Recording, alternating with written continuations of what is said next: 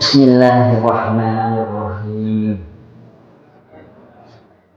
Assalamualaikum warahmatullahi wabarakatuh.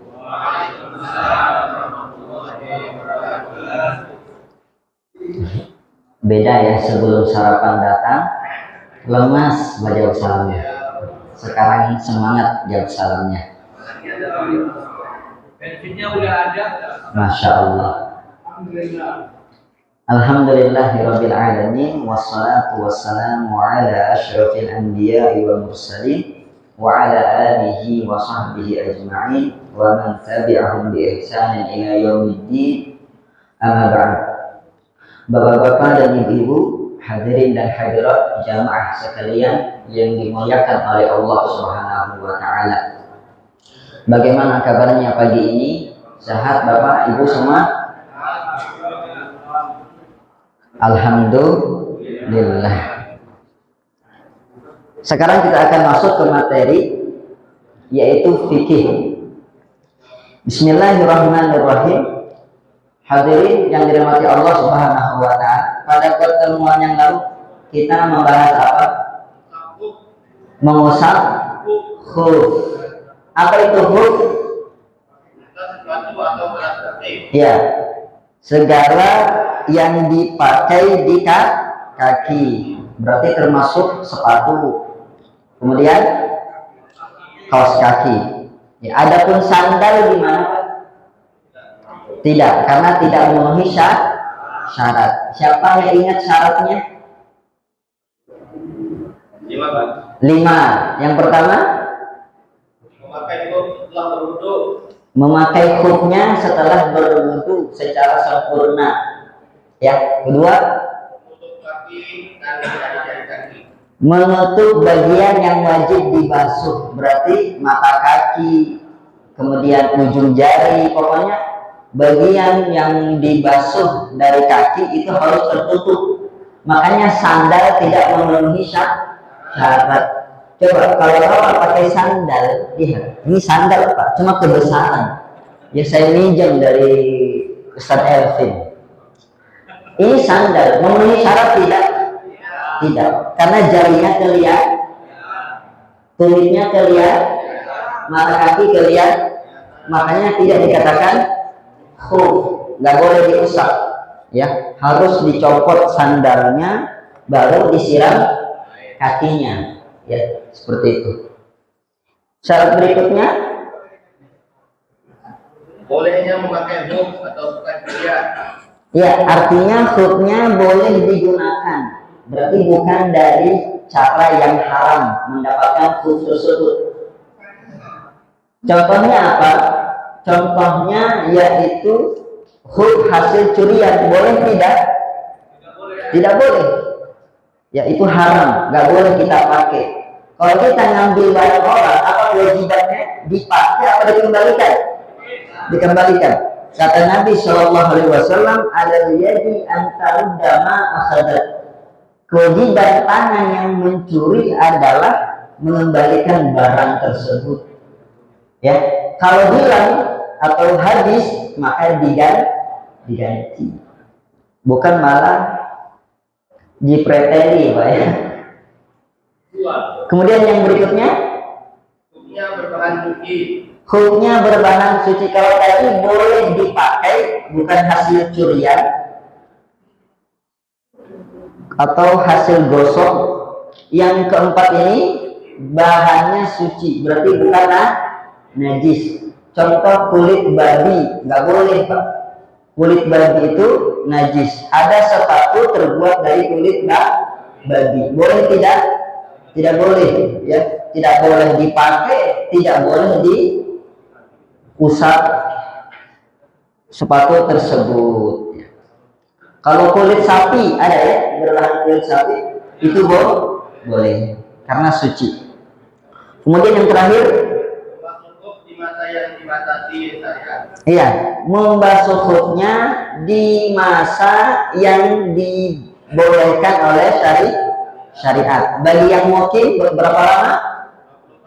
24 jam alias sehari semalam. Kalau yang musafir 3 hari 3 malam. Ya, misalkan Bapak pergi umroh, itu Bapak musafir. Bapak boleh mengusap khuf selama 3 hari 3 malam. Oke, sekarang kita akan tambah materinya, yaitu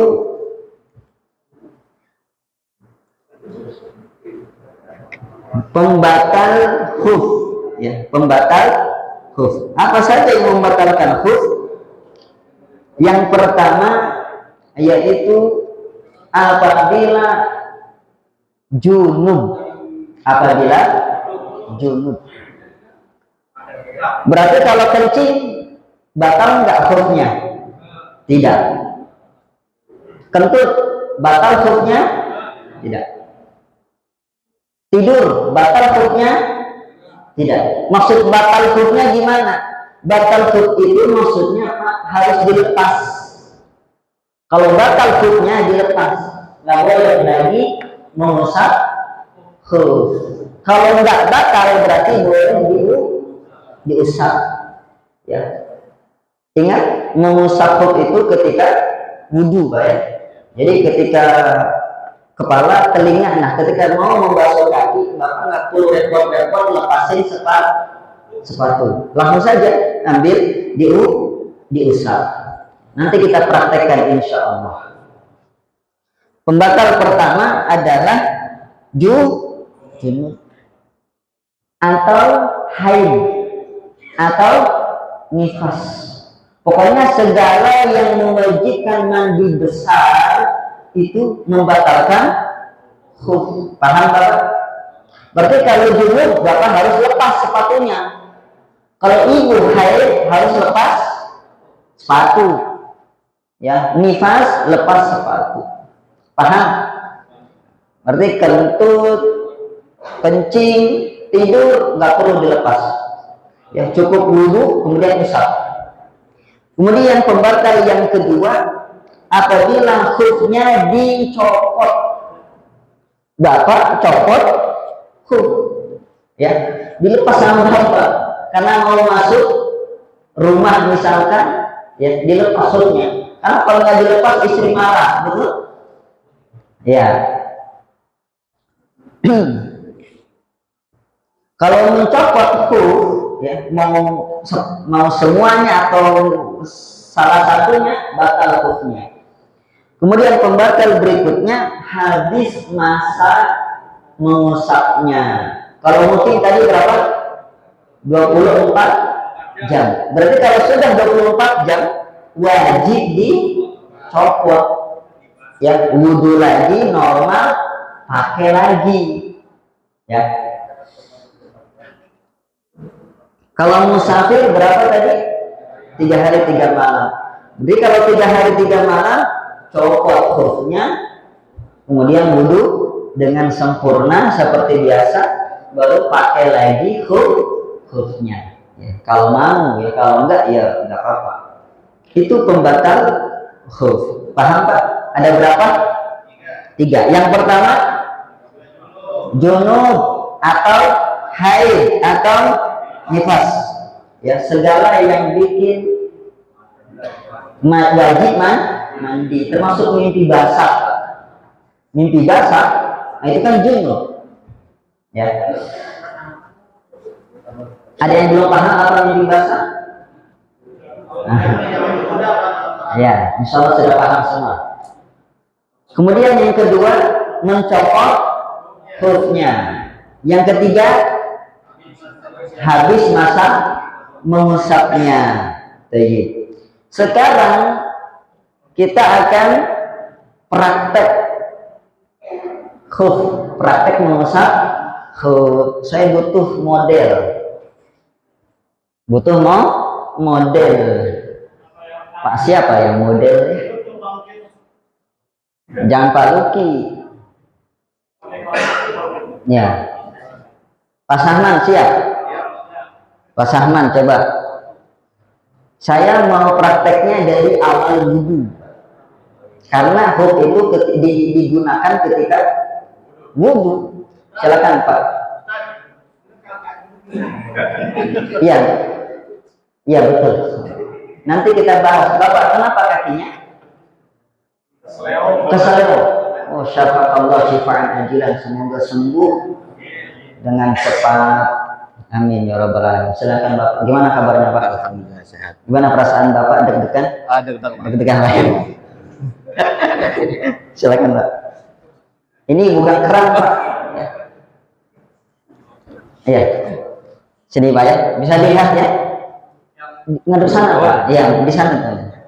Ini anggap keran. Bapak wudhu dengan normal. Ingat pelajaran wudhu kemarin? Insyaallah Pak. Kita lihat diamalin enggak ya? Saya nggak ngasih contoh dari awal, pengen lihat kira-kira diamalin nggak wudhu kemarin. Wudhu ala Nabi Shallallahu Alaihi Wasallam. Ya, bukan wudhu ala Anton ya. Silakan Bapak. Iya. Pertama mengusap membasuh tangan 3 kali. Ya. Kemudian apa Pak? Baca bismillah. Ya. Jangan lupa baca Bismillah. Ya, Bismillah. Baca Bismillah. Terus?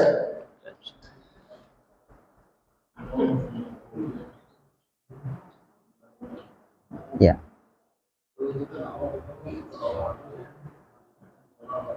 Ya. Nanti saya akan koreksi nanti ya. Sekarang jangan protes dulu ya.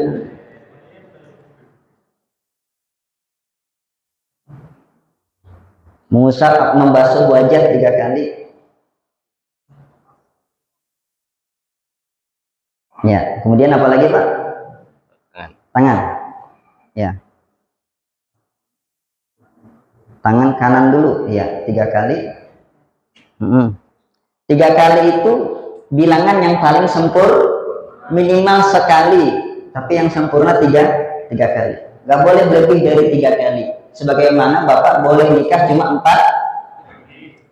istrinya cuma 4 maksudnya Pak ya. Iya. Kemudian apa? Kepala. Kemudian? Ini nggak dibuka Pak. Oh. Iya. Masa sudah Pak? Oh, ya. Oke. Kemudian? Iya. Terus? Iya. Iya, terus Kaki. nah di kaki kalau nggak pakai hook gimana? Nggak pakai hook. Kalau nggak pakai hook, nah buka. enggak, itu anggap Bapak nggak pakai kaos kaki, anggap saja. Iya. Dilepas ini ya. Oh iya. Iya. Ini yang nggak pakai hook. Iya. Terus yang kiri. Iya. Iya. Udah. Oke. Udah. Setelahnya apa Doa. Doa. Apa doanya? Allahumma jannibna. Allahumma ja'alna minat tawabin wa ja'alna minat tahirin wa ja'alna min ibadika sholihin. Doa setelah wudhu itu kata kuncinya apa? Syahadat. Baca syahadat. Asyhadu an la ilaha illallah wahdahu la syarikalah. Asyhadu anna Muhammadan abduhu wa rasuluh. Mumtaz. Sampai sini boleh. Ada riwayat yang lain tambahannya. Allahumma ja'alna minat tawabin wa Allahumma ij'alni minat tawabin wa waj'alni minal mutatahirin. Masya Wa Allah. ja'alna min ibadika sholihin. Tunggu Pak di sini Pak ya. Bapak gantian. Bagaimana? Ada yang mau ngasih catatan tadi wudhunya?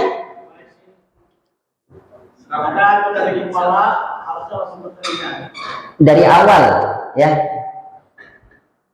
Baik, sekarang anak akan contohkan sifat wudhu Nabi, tata cara wudhu Nabi seperti yang pernah saya ajarkan ya. Nanti kemungkinan saya akan minta lagi 1 orang untuk mempraktekkan tata cara wudhu Nabi Shallallahu Alaihi Wasallam. Yang pertama baca Bismillah ya. Kalau mau pakai siwak dahulu sebelum wudhu, atau siwaknya ketika kumur. Boleh pilih salah satunya. Setelah bismillah, Bapak cuci tangan. Ingat di sela-sela Pak ya. Di sela. Baru setelah itu apa? Ambil air. Ambil air. Kemudian sebagian masuk ke mulut, sebagian masuk ke hidung. Jadi berbarengan, tidak dipisah. Pisah itu berat. Cukup saya yang jauh dari istri. Ya, masuk ke mulut sebagian, masuk ke hidung sebagian. Jadi gini Pak. Tentu hidungnya harus menghirup ya. Kalau mulut berarti dimasukin airnya ke mulut.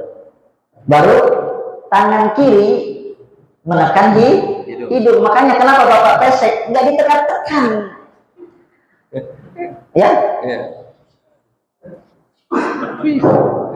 Ya, gitu Pak. 3 kali. Ya, tiga kali.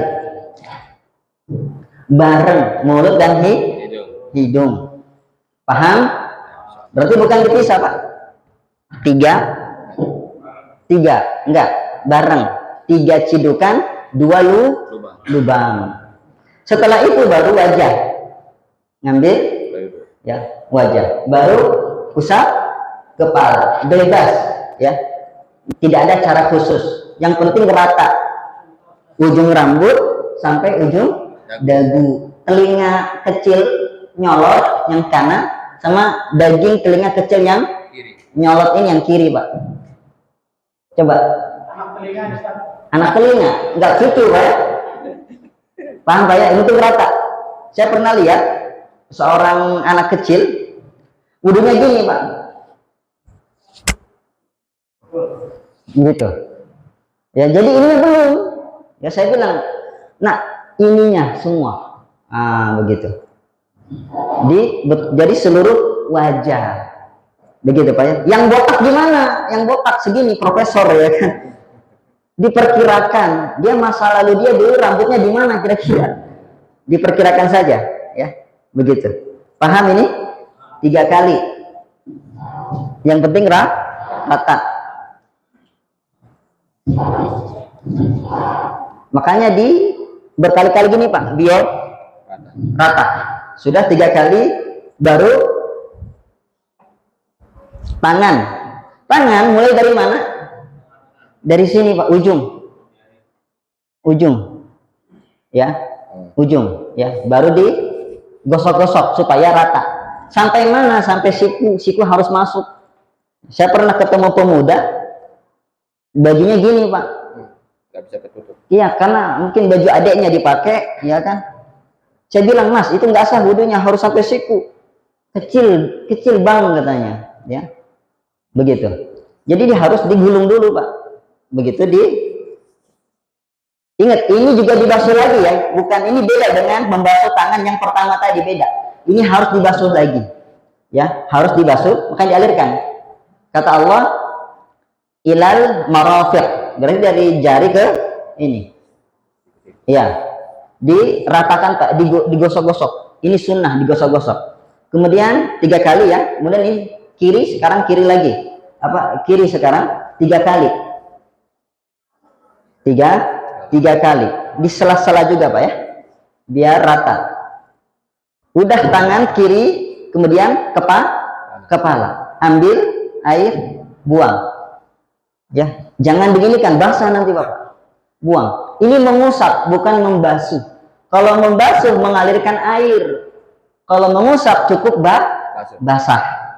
Bukan basuh, cukup basah. Yang penting basah. Nabi dalam mengusap kepala bukan gini Pak ya. Bukan gini.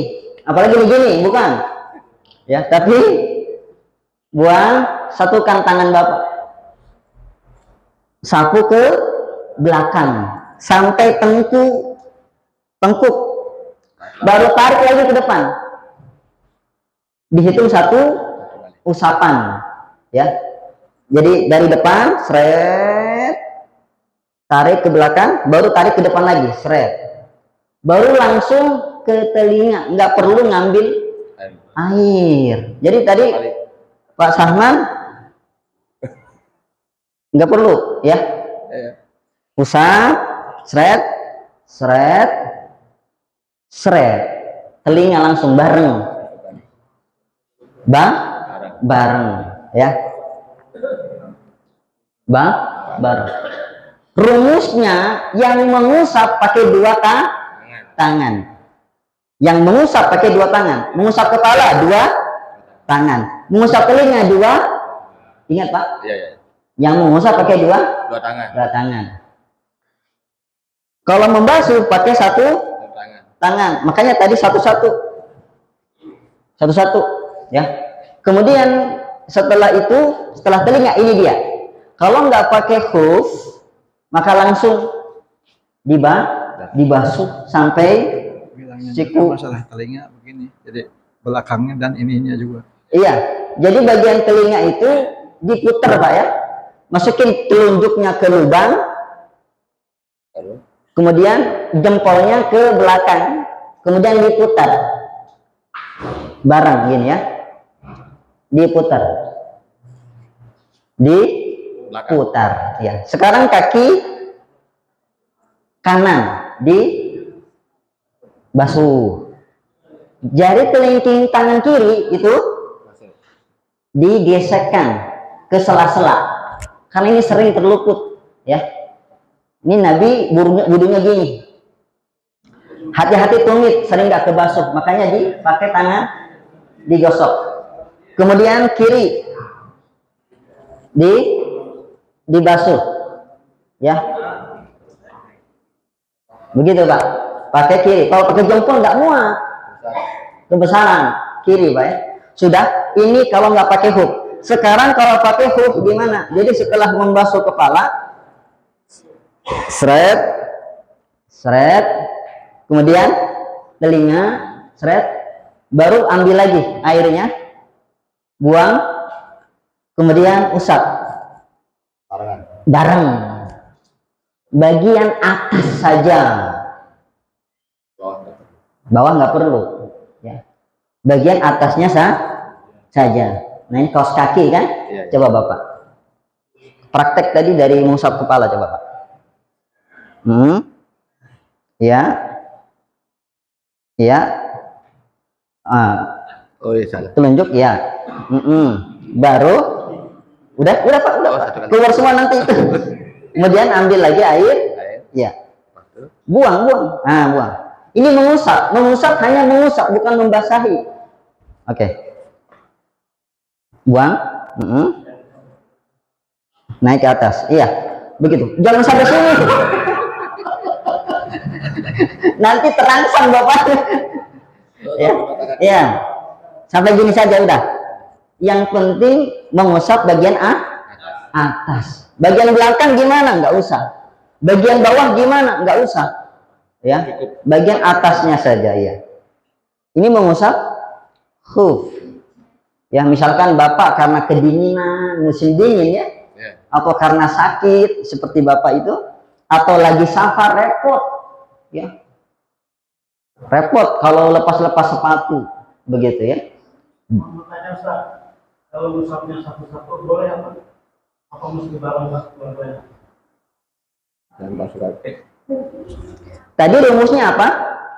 Mengusap itu dua tangan.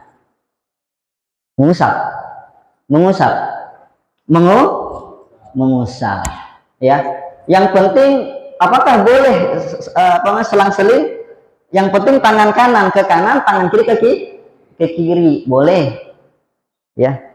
Apalagi kalau orang yang ada uzur, misalnya kalau gini langsung jatuh dia, maka mungkin tangan kirinya pegangan gitu, baru pegang lagi tangan kirinya, usap lagi, nggak masalah Bapak ya.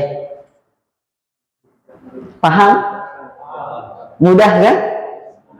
Mudah. Jadi Bapak kalau umroh, kalau perjalanan jauh pulang ke Indonesia ya, atau umroh atau safar lah intinya, atau karena musim dingin, itu silahkan diusap.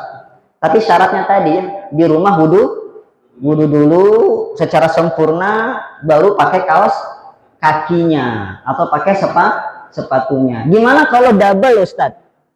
Kaos kaki pakai, sepatu pakai. Hitungannya gimana? Bapak yakin? Phone a friend? Aksi audience? 50-50 Pak?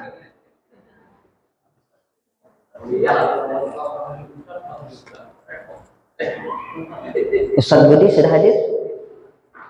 Ustaz Budi sudah datang belum? Belum? Belum. Tayyib. Bertanya tadi apa pertanyaan saya? Oh, kalau pakai sepatu. Iya.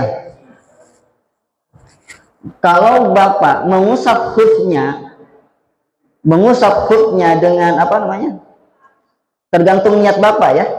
Kalau Bapak mau memakai sepatu sekalian dalam mau mengusap khufnya di sepatunya juga ya silahkan.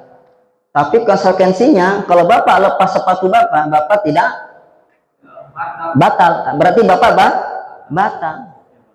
Lagi cuma sepatunya doang ya 24 jam jangan dilepas. Dengan catatan sepatunya memenuhi syarat ya, menutupi mata kaki. Begitu. Jadi kalau Bapak pakai kaos kaki dan pakai sepatu, maka tergantung Bapaknya. Kalau mengusap sepatu, maka kalau Bapak mencopot sepatunya, batal khufnya, alias gak boleh Bapak nanti mengusap kaos kaki. Berbeda kalau Bapak niatnya, saya mau mengusap kaos kakinya saja. Jadi ketika Bapak pakai khuf, pakai kaos kaki dan sepatu tersebut, ketika Bapak mau wudhu, maka lepas sepatunya, usap kaos kakinya saja. Paham? Karena di masjid di sini semuanya pakai dilepas sepatunya, maka mau nggak mau memang harus dilepas sepatu itu. Cukup mengusap kaos kaki. Paham ini Pak? Jadi kalau pakai sepatu dan kaos kaki, maka kaos kakinya aja lah yang diusap. Paham? Jangan sama sepatunya. Karena nanti Bapak ketika sholat di masjid, boleh nggak pakai sepatu ke masjid? Nggak boleh. Ya. Tayyib. Satu poin lagi. Hitungan mengusap khuf 24 jam, 3 hari, itu dimulai dari kapan? Dari pertama wudhu. Bukan. Sejak memulai mengusap khuf. Misalkan Bapak berangkat dari rumah jam 6 pagi. Bapak wudhu dengan sempurna, kemudian pakai kaos kaki, ya, pakai sepatu, kemudian safar. Jam 7 Bapak kentut, kemudian datang zuhur jam 12. Saya mau wudhu. Nah, memenuhi syarat tadi Pak? Memenuhi syarat nggak tadi? Khufnya memenuhi karena dia berwudu dulu baru pakai sepatu. Paham ini? Berwudu dulu baru pakai sepatu di rumah. Ketika jam 12 datang, kemudian dia mau berwudu. Gimana sikapnya? Melepas kaos kaki apa tidak? Tidak perlu. Ya. Ya. Tidak perlu. Karena rukhsah. Allah senang seorang hamba mengambil rukhsahnya karena itu sedekah dari Allah. Sedekah dari Allah. Ya walaupun ada perbedaan pendapat ulama, ya. Ada yang mengatakan tidak, tergantung orangnya. Kalau orangnya pengennya lepas silahkan.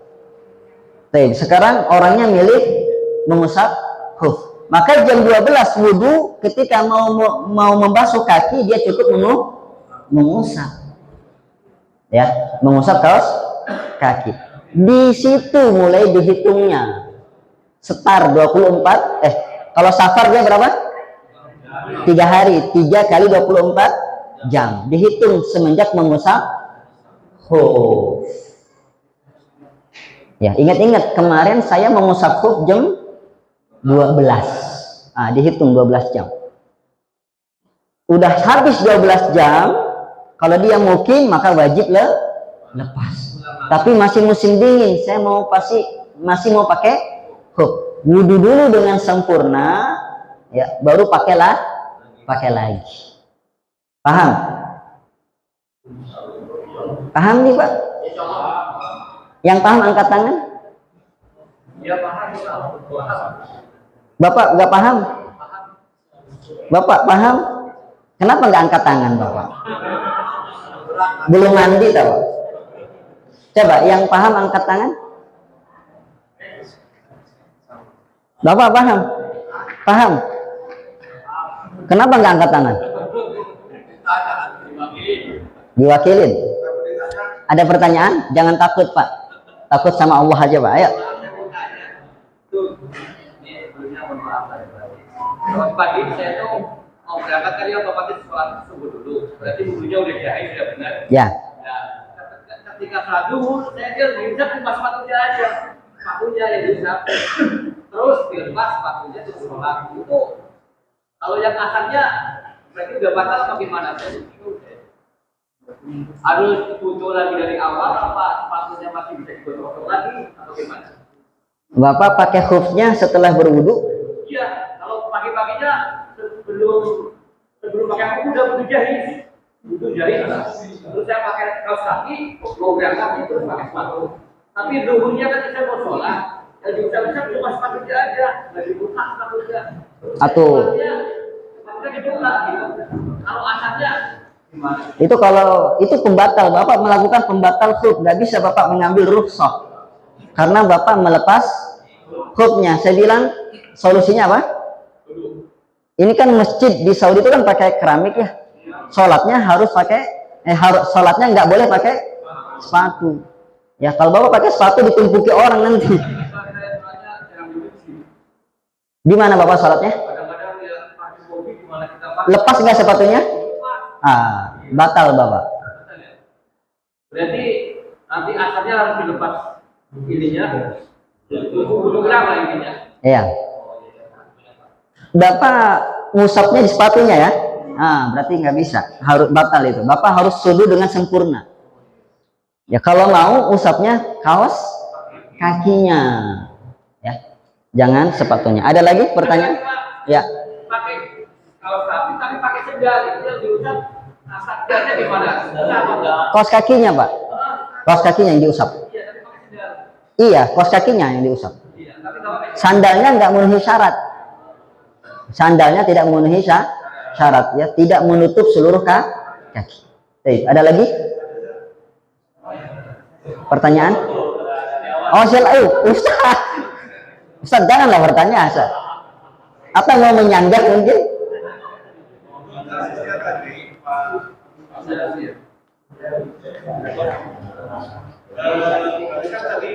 Sabun dia udah bisa mas lepas itu berarti wudunya juga batal. Enggak sah, apa namanya? Hukumnya enggak sah. Otomatis wudunya tidak sah. Enggak ada. Nah, itu dalam posisi sudah dengan keyakinan dia masih punya masih suci terus sholat zuhur. Nah, itu berarti harus ada tidak lanjutnya enggak? Iya. Sholatnya Bapak diulangi karena tidak memenuhi syarat. Ingat kaidahnya, ibadah tidak memenuhi syarat maka tidak sah. Harus diulangi. Paham Bapak? Misalkan Bapak sholat lupa berwudu, maka Bapak harus mengulangi sholat karena Bapak sholat dalam keadaan tidak berwudu, tidak memenuhi syarat. Silakan, ada lagi? Baik, jika tidak ada mungkin sampai di sini. Iya. Ada pertanyaan dari saya buat Bapak. Siapa yang bisa jawab berhak membawa pulang ke Indonesia minyak wangi ini. Ya. Sebutkan 3 pembatal khuf. Sebutkan 3 pembatal khuf. Silakan Bapak yang pakai topi. Siapa namanya Bapak? Amrul. Apa Syahrul Kang? Amrul. Dari mana Pak Amrul? Lombok. Masya Allah. Silakan. Yang pertama. Haid, nifas, junub. 1, 2. Mencopot khuf. Yang ketiga, habis waktu mengusap khuf. Silakan Bapak Amrul. Nggak usah, sini aja, lewat depan saja Pak. Ada jalan pintas dianggap pantas. Ya, silakan Pak Amrul. Pertanyaan yang kedua, dihitung sejak kapan masa mengusap khuf? Silakan Bapak. Bukan waktu pertama kali jumpa kamu kan Pak? Waktu pertama kali khuf, betul. Barakallahu fiik. Silakan Bapak. Maju ke depan Pak. Bapak siapa tadi namanya? Pak Rosidin ya. Barakallahu fikum, jazakumullahu khairan. Mungkin sampai di sini, insyaallah kita akan lanjutkan jika ada umur yang panjang. Mohon maaf jika ada salah kata, salah ucap. Ustadz kita sudah datang. Subhanakallahumma wa bihamdik asyhadu an la ilaha illa anta astaghfiruka wa atubu ilaik. Assalamualaikum warahmatullahi wabarakatuh.